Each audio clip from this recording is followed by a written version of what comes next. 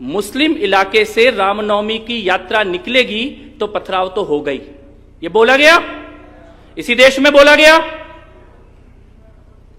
मैं एक बात पूछना चाहता हूं, यह कहना कि अगर मुस्लिम क्षेत्र से रामनवमी की यात्रा निकलेगी तो पथराव होगा, और यह कहना कि बिटिया कपड़े कैसे पहनेगी उसके ऊपर निर्भर होगा कि उसका बलात्कार हो, इन दोनों बातों में एक बात है कि नहीं है, एक जैसा है कि नहीं है? यानी कि पीड़ित को अपराध का दोषी बताया जा रहा है, विक्टिम को क्रिमिनल बताने की कोशिश की जा रही है। यह तो वैसे ही हुआ कि कोई आदमी बोले कि भैया इतना ऊंचा ट्विन टावर बनाओगे तो आतंकवादी तो हवाई जहाज लेके मारे गए। यानी आतंकवादी की गलती नहीं है, ट्विन टावर बनाने वाले की गलती है कि इतनी ऊंची इमारत क्यों बनाई। और भारत में 21वीं सदी के भारत में वही भाषा आनंद जी बताएंगे विस्तार से इस बारे में। 1920 में कराची और लाहौर में जिन्ना ने एग्जैक्ट यही भाषा बोली थी, वोरा जी, एग्जैक्ट यही भाषा 1920 में जिन्ना ने बोली थी कि रामनवमी की यात्रा मुस्लिम इलाकों से नहीं निकलनी चाहिए। अक्षरशः एक एक शब्द यही था जिन्ना का 1920 में कराची और लाहौर में। और उसके 20 साल के बाद क्या हुआ उन इलाकों में, क्या हुआ उन क्षेत्रों में, क्या हुआ कराची और लाहौर में, जहां मुस्लिम इलाके से रामनवमी की यात्रा को निकालने पर बैन करने की बात 1920 में बोली गई। 1947 में वहां पे मुस्लिम राष्ट्र बनाने की घोषणा की गई। क्या 21वीं सदी का भारत इस देश को मुस्लिम और गैर मुस्लिम क्षेत्रों में बंटने देगा? क्या सदन से पूछना चाहता हूं, बंटने देंगे क्या? बंटना चाहिए क्या? कराकोरम से लेकर कन्याकुमारी तक भारत का एक एक गली और मोहल्ला भारत माता का इलाका है, और इसके अलावा किसी का इलाका नहीं हो सकता।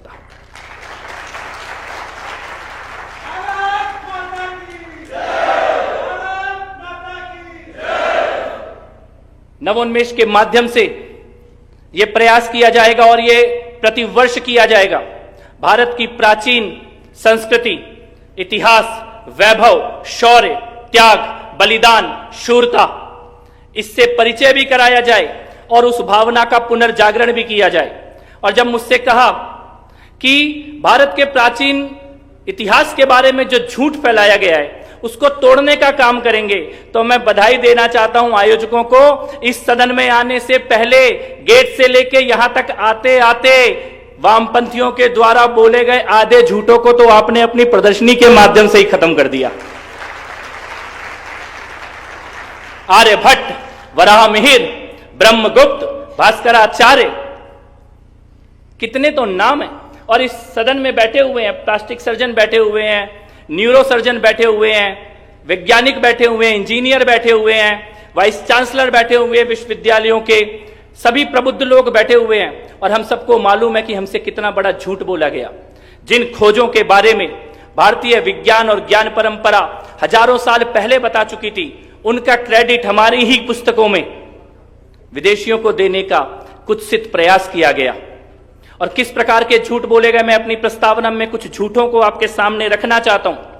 सबसे बड़ा झूठ, भारत की चेतना को कुंद करने के लिए यह बोला गया कि भारत में शिक्षा का मॉडल अंग्रेजों के द्वारा लाया गया।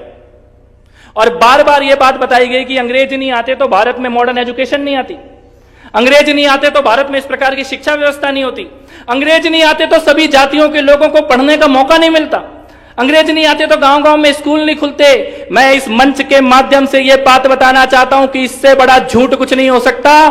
भारत ने अंग्रेजों से शिक्षा का मॉडल नहीं लिया है, अंग्रेजों ने भारत से शिक्षा का मॉडल लेकर अपने बच्चों को पढ़ाना शुरू किया है। और ये कोई विचार में बोली गई बात नहीं है। अंग्रेजों के अपने खुद के सर्वे, अंग्रेजों की अपनी खुद की रिपोर्ट और एक पुस्तक के बारे में आपके बीच में रखना चाहता हूं। यहां से जाने के बाद आप उसको पढ़ना। आदरणीय धर्मपाल जी के द्वारा लिखी हुई पुस्तक है the beautiful tree. The beautiful tree, इसको आप सभी लोग जाके पढ़ना, ज्यादा बड़ी पुस्तक नहीं है। और धर्मपाल जी ने उसमें अपने विचार भी नहीं लिखे, केवल भूमिका लिखी है। भूमिका के अलावा 18वीं शताब्दी में अंग्रेजों के द्वारा किए गए सर्वे की रिपोर्ट को रखा है। और अंग्रेजों ने अपने सर्वे में 18वीं शताब्दी में यह बात बोली कि भारत के गांव गांव में गुरुकुल की व्यवस्था, भारत में हर एक जाति के लोग शिक्षा ग्रहण करते थे, माध्यमिक शिक्षा भी और उच्च शिक्षा भी। और ये 18वीं शताब्दी की बात आपके सामने रख रहा हूं, जब नालंदा और तक्षशिला जैसे विश्वविद्यालयों को उससे पहले ही आक्रमणकारी तोड़ चुके थे। तब जब अंग्रेज भारत में आए थे, उस वक्त भारत की शिक्षा व्यवस्था और भारत की साक्षरता दर और भारत में प्रति व्यक्ति स्कूल ब्रिटेन के मुकाबले हजारों गुना ज्यादा था। और यहां से जाने के बाद एंड्रयू बेल नाम के अंग्रेजी अधिकारी ने वहां पे शिक्षा का मॉडल लागू करने की कोशिश की और 18वीं शताब्दी के बाद ब्रिटेन की साक्षरता दर बढ़नी शुरू हुई। पहले वहां पे केवल अमीर लोगों के बच्चे पढ़ा करते थे, गरीबों को पढ़ने का कोई अधिकार नहीं था और पढ़ाई के नाम पर केवल जिसको बाइबल पढ़ना आता है केवल उनको टीचर बनाया जाता था। यानी पहला झूठ यह बोला गया कि भारत में शिक्षा का मॉडल अंग्रेज लेके आए हैं। भारत में शिक्षा का मॉडल अंग्रेज लेके नहीं आए हैं। अंग्रेजों को शिक्षा का मॉडल 18वीं शताब्दी में, प्राचीन भारत की बात नहीं कर रहा, 18वीं शताब्दी में ब्रिटेन को शिक्षा का मॉडल भारत ने दिया है। आज अगर उनके बच्चे पढ़ने का अधिकार प्राप्त कर पाए हैं तो यह भारत की शिक्षा व्यवस्था से सीखकर उनके यहां यूनिवर्सल एजुकेशन का काम शुरू हुआ है। दूसरा झूठ जिसको आज पर्दाफाश करने की बहुत बड़ी आवश्यकता है, और मैं कई बार इस बात को बोलता हूं, एक बहुत भयानक झूठ हम लोगों के बीच में फैलाया जाता है कि हम तो कभी एक ही नहीं हो सकते, बोला जाता है। और हमारे बहुत प्रबुद्ध लोग भी कई बार बोलते हैं, जब समाज की चिंता होती है, धर्म की चिंता होती है, तो कहते हैं हमारी सबसे बड़ी कमजोरी यह है कि हम कभी एक नहीं हो सकते, हम तो जातियों में बटे हुए हैं, हम में तो आपस में इतनी फूट है। मैं ऑन रिकॉर्ड नवोन्मेष के मंच से यह कहना चाहता हूं कि जातीय भेदभाव की जितनी भी बातें हम लोगों को पढ़ाई जाती हैं, ये सब 200 साल पहले अंग्रेजों के एजुकेशन मॉडल को बनाने समय गढ़ी गई हैं। और जो कहते हैं कि हम कभी एक नहीं हो सकते, मैं इस मंच के माध्यम से यह सवाल आपके सामने रखता हूं, पूरे विश्व में एक भी ऐसा राष्ट्र बता दो जहां एक ही धर्म को पालन करने वाले 100 करोड़ लोग एक साथ रहते हो और आपस में कोई युद्ध ना करते हो पूरे विश्व में। वो कहते हैं कि वेस्ट एक है और हम बटे हुए हैं। मैं कहता हूं कि आपके तो 1-1, 2-2 करोड़ की आबादी में कितने देश बनाने पड़ गए आपको, और छोटे छोटे देश बना के आपस में वर्ल्ड वॉर भी कर लिए दो, और अपने ही किए हुए युद्धों को विश्व युद्ध की संज्ञा भी दे दी। तुम 25 देश आपस में एक साथ नहीं रह पाए, पिछले 100 सालों में 2 बार वर्ल्ड वार कर चुके, एटम बम एक दूसरे के ऊपर चला चुके, और इस्लामिक देश Iran, Iraq, Syria, Pakistan, Afghanistan, Bangladesh, कौन किससे नहीं लड़ रहा। अकेला अगर एकता का सूत्र अगर पूरे विश्व में कोई समाज सिखा सकता है तो सनातन हिंदू समाज सिखा सकता है, जहां 100 करोड़ लोग एक साथ बिना युद्ध के एक साथ आपस में रह रहे हैं। झूठ नंबर 3 जो हमारे मस्तिष्क में बोया गया है, बार बार बोया गया है, उस झूठ को भी नवोन्मेष के माध्यम से उजागर करना आवश्यक है। और कितना भयानक झूठ कि हम सब अपने बच्चों को बताने लगे कि हम तो 1000 साल गुलाम रहे हैं, हम तो 1000 साल गुलामी के शिकार रहे हैं, हम तो गुलाम रहे मुगलों के, हम तो गुलाम रहे अंग्रेजों के।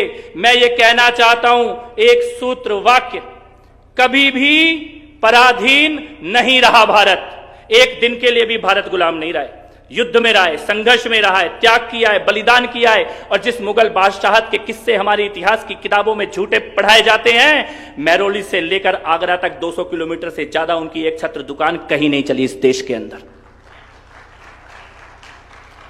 लेकिन यह कहानी कैसे बनी?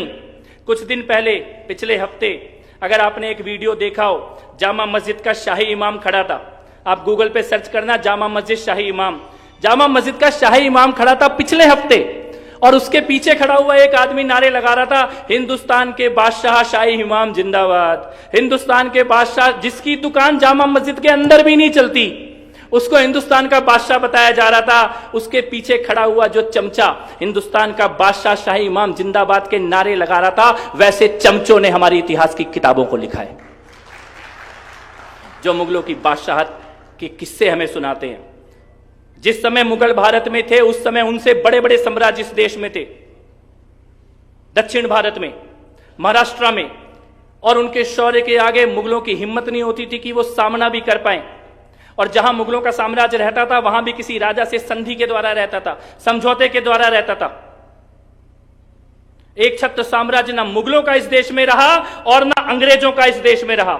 जिस अंग्रेजों के साम्राज्य की बात की जाती है, 1912 से पहले तो विक्टोरिया के साम्राज्य ने भारत में किसी राज्य के साथ संधि तक नहीं की थी शासन चलाने की, और 1857 तक तो ईस्ट इंडिया कंपनी व्यापार के बहाने घूम रही थी। उसके बाद ब्रिटिश साम्राज्य भारत में आया है, उसके बाद गोरक्षा का भव्य आंदोलन इस देश के अंदर हुआ है, उसके बाद 1912 में संधि की गई है राज्यों के साथ, और जब उनकी संधि हुई तब भी आधे भारत के राज्यों के साथ हुई, आधे से ज्यादा भारत राज्यों के साथ उनकी संधि तब भी नहीं हुई थी। तो 1912 से 1947 35 साल का शासन रहा है, वो भी आधे भारत में।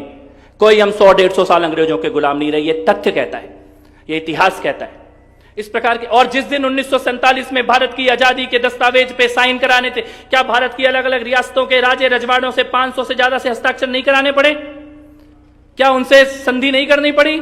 यानी उस समय 1947 में उन 500 लोगों की अपने अपनी जमीन पर अधिकार था, अपने अपने यहां पे सत्ता थी, अपने अपने राज्यों के मालिक थे, और उन 500 में से कितने मुगल थे? मुट्ठी भर भी नहीं थे। यह इस भारत का सत्य इतिहास है। लेकिन वामपंथी और जिहादी मानसिकता ने हमें हीनता में, ग्लानि में डुबोने के लिए यह झूठा इतिहास पढ़ाया कि हम 1000 साल गुलाम रहे। भारत एक दिन भी गुलाम नहीं रहा, कभी भी पराधीन नहीं रहा भारत। ये सूत्रवाक नवोन्मेष के माध्यम से भारतीय जागरण का हिस्सा बने। इसके बाद सबसे बड़ा झूठ जो मैं इस मंच के माध्यम से कहना चाहता हूं और जो आज बार बार रिपीट किया जा रहा है, हमारी आंखों में आंख डाल के सवाल किया जाता है कि आजादी की लड़ाई के समय तुम कहां थे, तुम्हारे पूर्वज कहां थे? और एक झूठ बेचा जाता है कि कांग्रेस ने भारत का स्वाधीनता संग्राम लड़ा, कांग्रेस ने भारत की आजादी की लड़ाई लड़ी। इससे बड़ा झूठ कुछ नहीं हो सकता। कांग्रेस ने कोई आजादी की लड़ाई और स्वाधीनता संग्राम नहीं लड़ा। कांग्रेस ने अंग्रेजों के साथ सौदेबाजी करके राष्ट्रवादियों को सत्ता से बाहर रखने की साजिश के लिए कांग्रेस की स्थापना की गई थी।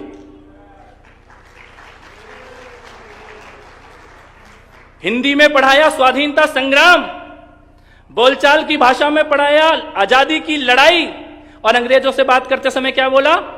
Movement, home rule, dominion. यही बातें हो रही थी, यही बात। क्या मूवमेंट और संग्राम एक ही है क्या? एक ही है क्या मूवमेंट और संग्राम? लड़ाई और आंदोलन एक ही है क्या? मैं आपको एक तथ्य आपके सामने रखता हूं नवोन्मेष के माध्यम से। कांग्रेस की स्थापना आजादी की लड़ाई में राष्ट्रवादियों और धर्मावलंबियों के हाथ में भारत की सत्ता अंग्रेजों के जाने के बाद ना आ पाए, इस साजिश से कांग्रेस की स्थापना की गई। कांग्रेस ने आजादी की लड़ाई नहीं लड़ी, आजादी को डिले करने का काम किया। स्वाधीनता को और देर से स्वाधीन हो पाए हम, इसकी साजिश में कांग्रेस ने काम किया। और कांग्रेस के अंदर भी जब लाला लाजपत राय, बाल गंगाधर तिलक, विपिन चंद्र पाल, नेताजी सुभाष चंद्र बोस जैसे राष्ट्रवादी मजबूत होते गए, तो अंग्रेजों के दोस्त जो कांग्रेस के अंदर बैठे थे, उन्होंने बार बार साजिश रचकर अंग्रेजी मानसिकता के लोगों का कांग्रेस के ऊपर कब्जा रहे, ऐसे प्रयास किए। अब इस बात को सुनने के बाद अगर आप इतिहास को मुड़कर देखेंगे तो आपको सामने दिखाई देगी एक एक घटना, किस प्रकार से कांग्रेस ने आजादी की लड़ाई को कमजोर करने का काम किया। मैं एक उदाहरण आपके सामने रखता हूं। जिस दिन हैदराबाद के निजाम के दरबार में रानी विक्टोरिया आने वाली थी और उसके स्वागत के लिए महात्मा गांधी और पंडित नेहरू निजाम के दरबार में दरियों के सामने खड़े हुए थे विक्टोरिया के स्वागत के लिए, उस दिन काला पानी में वीर सावरकर भारत माता की जय जयकार के नारों के साथ अंग्रेजों के कोड़े अपनी पीठ पे खा रहे थे। मैं पूछना चाहता हूं, नेहरू की जेल देख लो और सावरकर की जेल देख लो, नेहरू की पीड़ा देख लो और सावरकर की पीड़ा देख लो, और यह सभागार बताए कि आजादी की लड़ाई कौन लड़ रहा था, नेहरू लड़ रहा था कि सावरकर लड़ रहा था आजादी की लड़ाई।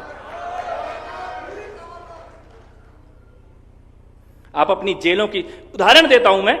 अगर इन दोनों से, जैन साहब से और आनंद जी से, दोनों को मेरे को गुलाम बनाना हो और एक से मेरी दोस्ती हो जाए और एक से मेरी दुश्मनी, तो काला पानी किसको भेजूंगा? मेरे से लड़ने वाले को या मेरे दोस्त को? और 5 स्टार होटल को जेल बना के किसको रखूंगा?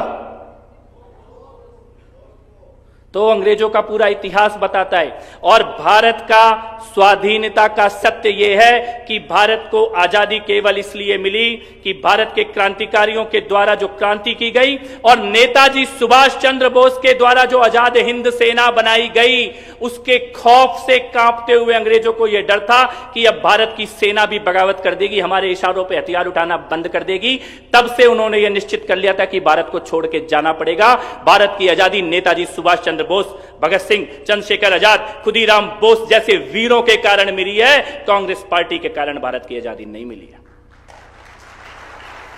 भारत की आजादी का एक और पाप जो नवोन्मेष के माध्यम से उजागर हो, वो 1947 में भारत का पापपूर्ण विभाजन,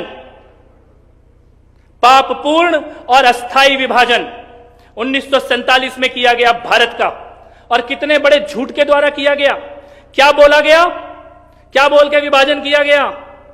यह बोला गया कि हिंदू और मुसलमान एक साथ नहीं रह सकता, इसलिए भारत का विभाजन किया जाए। यही बोला गया, यही बोला कि नहीं बोला गया?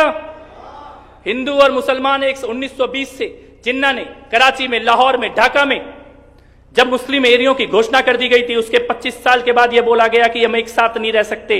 लेकिन मैं यह सवाल पूछना चाहता हूं, क्या उससे पहले एक साथ नहीं रह रहे थे? क्या अंग्रेजों के साम्राज्य में एक साथ नहीं रह रहे थे? क्या दंगे हो रहे थे, लड़ाई हो रही थी, लेकिन एक राष्ट्र के अंदर रह रहे थे? कितना बड़ा झूठ हमसे बोला 14 अगस्त 1947 को कि एक साथ नहीं रह सकते, अलग अलग राष्ट्र की जरूरत है। और देश के 2 टुकड़े करने के बाद 15 अगस्त की सुबह दोबारा बोला गया कि एक साथ रह सकते हैं। इससे बड़ा झूठ और क्या हो सकता है?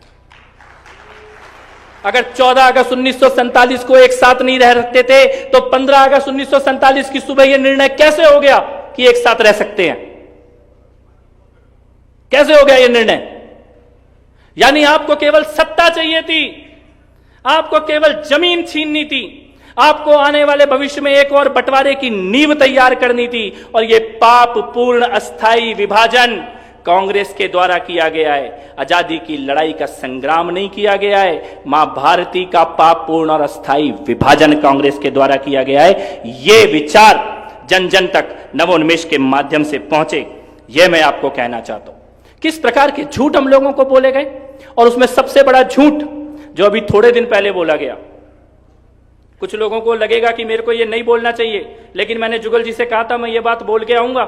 कितना बड़ा झूठ बोला कि मैं गांधी हूं, सावरकर नहीं हूं। मैं एक बात कहता हूं, भाई साहब आप असली गांधी भी नहीं हो, और सावरकर तो आप हो ही नहीं सकते, क्योंकि सावरकर होने की पहली शर्त है राष्ट्रभक्त होना। सावरकर होने की पहली शर्त है अखंड सनातन भारत के राष्ट्र होने के ऊपर अटल विश्वास होना। और जहां तक गांधी सरनेम की बात है, उसका मैं एक एग्जांपल आपको देता हूं। मैं दिल्ली के पास एक जगह है उत्तर प्रदेश में, मुरादाबाद में एक खान साहब दुकान खोल के बैठे थे, पेठे की दुकान खान साहब की मुरादाबाद में। और दुकान के बाहर बोर्ड लगा था, आगरे का मशहूर पेठा हमारे यहां बनता है।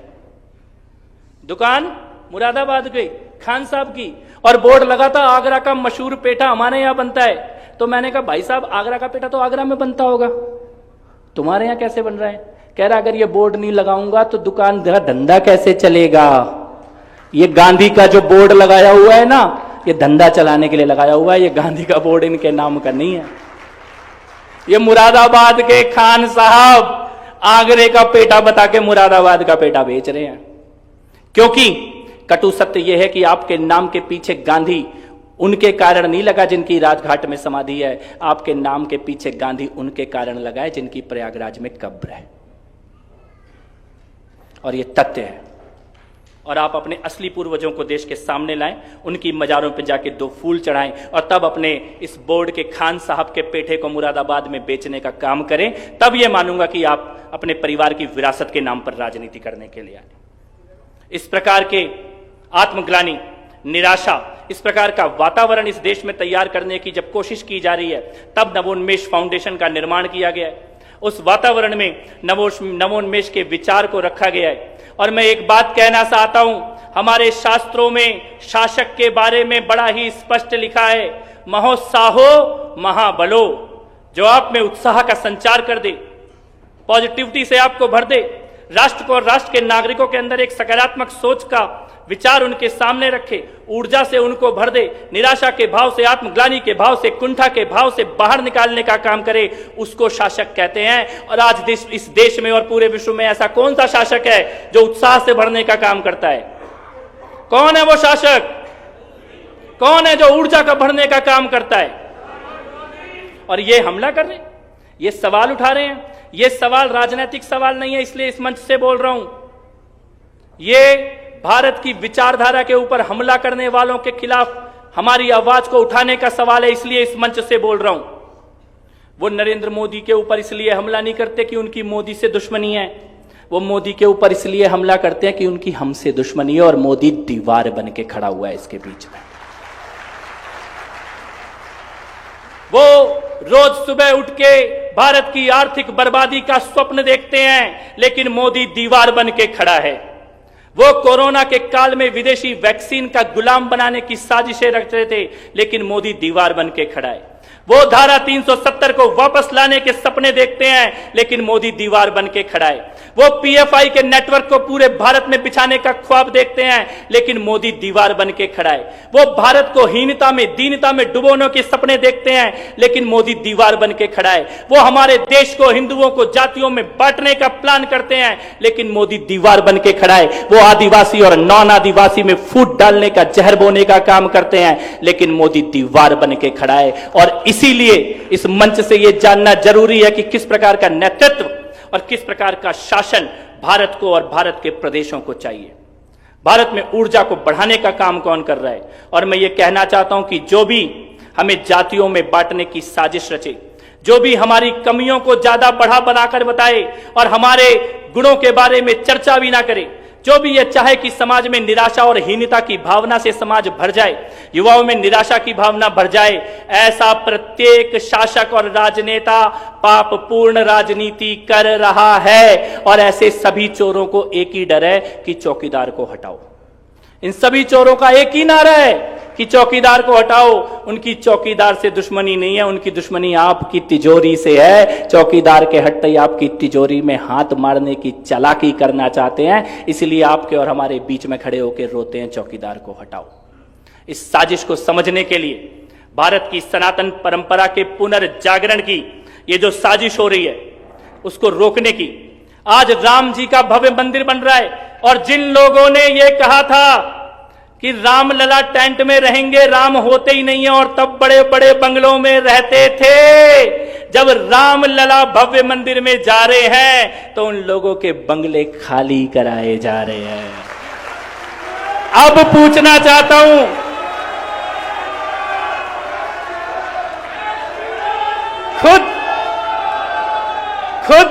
खुद बड़े बड़े बंगलों में और रामलला टेंट में रह के कहते थे राम तो है ही नहीं, राम तो काल्पनिक है।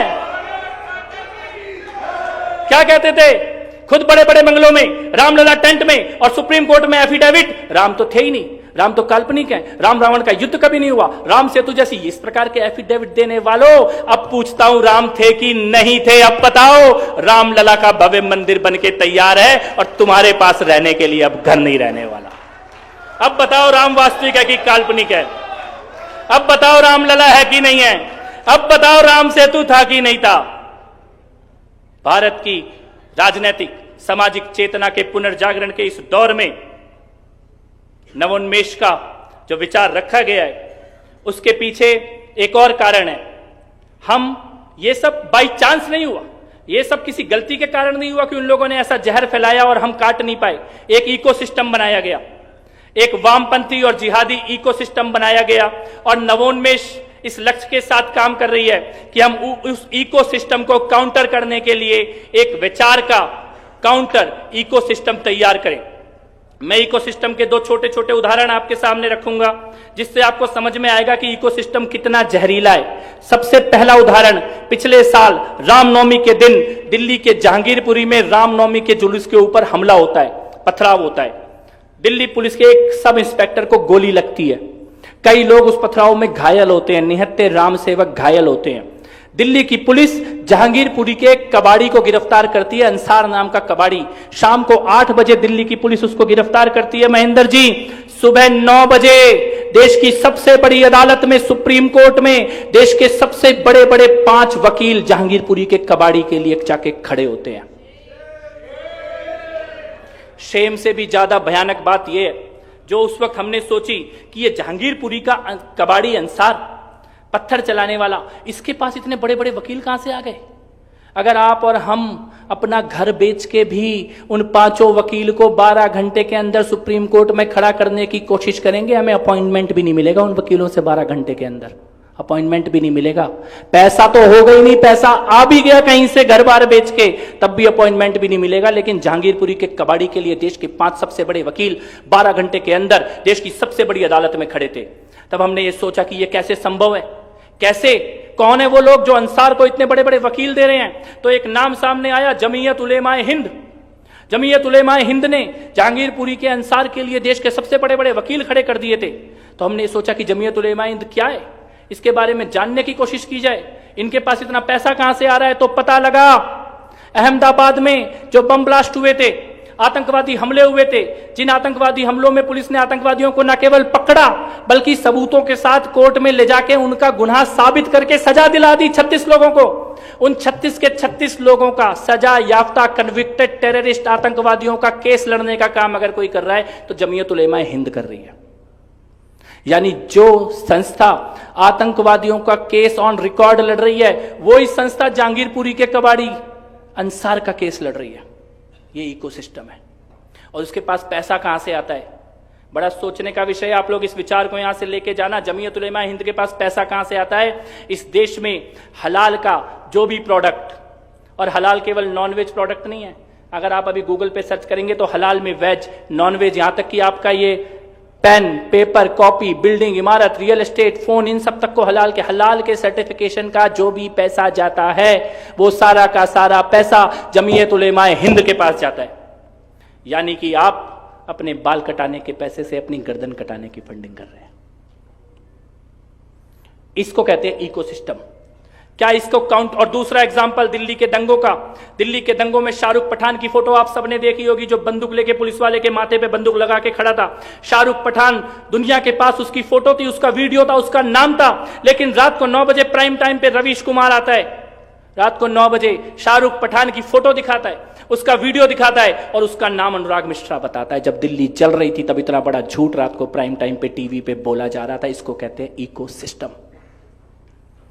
इस वैचारिक, जिहादी, वामपंथी, कम्युनिस्ट, हिंदू विरोधी, भारत विरोधी, धर्मद्रोही इकोसिस्टम के प्रतिकार में क्या एक और इकोसिस्टम खड़ा किया जा सकता है?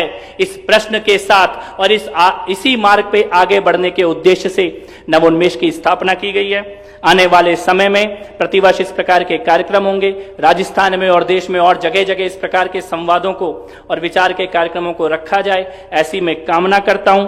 और अंत में मैं केवल इतना कहना चाहता हूं कि नमन नवोन्मेष के सभी संस्थापकों को, आज के कार्यक्रम के आयोजकों को। आने वाले सत्रों की तरफ हम लोग बहुत ही सकारात्मकता से देख रहे हैं। तो आइए, बदलते हुए भारत में भारत की राजनीतिक स्वाधीनता का दौर शुरू हो चुका है। नैतिक, धार्मिक और वैचारिक स्वाधीनता की तरफ चलने की और एक साथ सूत्रपात करें। भारत माता का एक बार जोरदार जयकार करें। भारत माता की, भारत माता की।